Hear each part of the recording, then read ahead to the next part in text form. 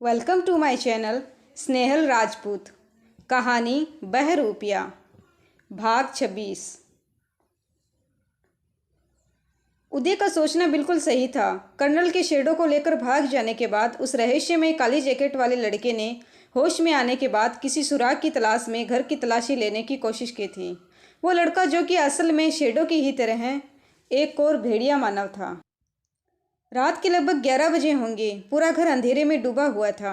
साफ दिख रहा था कि पुलिस या कोई और वहां नहीं था। एक काला साया लापरवाही से चलता हुआ उस घर के सामने से गुजर गया। कुछ देर बाद, सर, कोई घर के पीछे की दीवार फांद कर अंदर आ गया है। एक पुलिसिये ने कहीं फ़ोन कर खबर की, जो घर के बगल वाली बिल्डिंग से वॉच कर रहा था। वो वही था जो काली जैकेट और बिखरे बालों वाला लड़का, जो असल में खूंखार भेड़िया मानव था। उसे उम्मीद थी कि कर्नल के घर पर उसे उस औरत अनुष्का या फिर उस बेहुदे भेड़िया की कुछ सूंघ लग सकती थी, जो इतने दिनों तक उसका पालतू बनकर रहा था। पिछली रात वो कर्नल यहाँ से भाग गया था और उसे घायल भी कर दिया था। उस हालत में वह उसका पीछा भी नहीं कर पाया था। चांद निकल आया था और वो वहीं ड्राइंग रूम में ही भेड़िया मानव बन गया था। साला पालतू, इंसानों के इशारों पर दुम हिलाने वाला, कलंक है पूरी जाति के नाम पर। मन ही मन शेडो को ढेर सारी गालियां बकता वो घर के अंदर गया। वो उसी दरवाजे के पास जाकर रुक गया जिसे वो पिछली रात नहीं खोल पाया था। अब वो तैयारी के साथ था। उसने जेब से कुछ औजार जैसी चीज़ें निकाली और किसी ताला तोड़ की तरह लॉक खोल डाला। वो एक बेडरूम था जहां अंधेरा था, पर उसे क्या, वो तो बराबर से अंधेरे में देख सकता था। 10 मिनट तक वो इधर उधर कुछ भी तलाश करता रहा। फिर हैंड्स अप, वहीं रुक जाओ, एक रोबीली स्वर सुनाई दिया और कमरे में रोशनी हो गई। वो उदय था, साथ ही सब इंस्पेक्टर निखिल भी था। वो दोनों पहले से ही उस कमरे में मौजूद थे।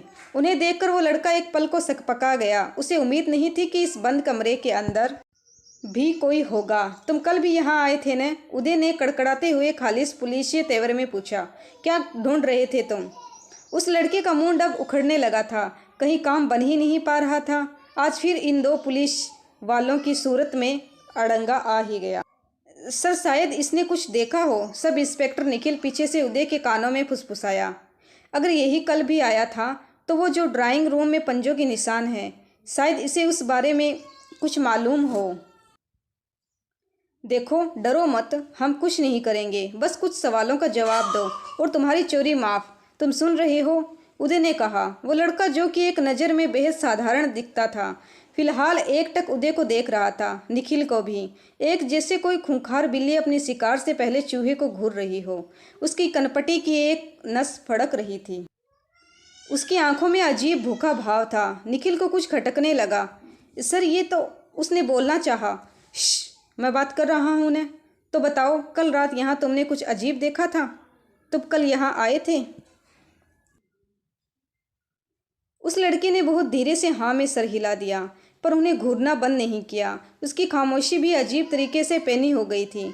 आंखों में अब पूरी दरिंदगी उतर आई थी। अनजाने में किसी भय के हवाले निखिल ने एक झटके से उस पर गन तान दी। कहानी जारी है। कहानी का अगला भाग नेक्स्ट वीडियो।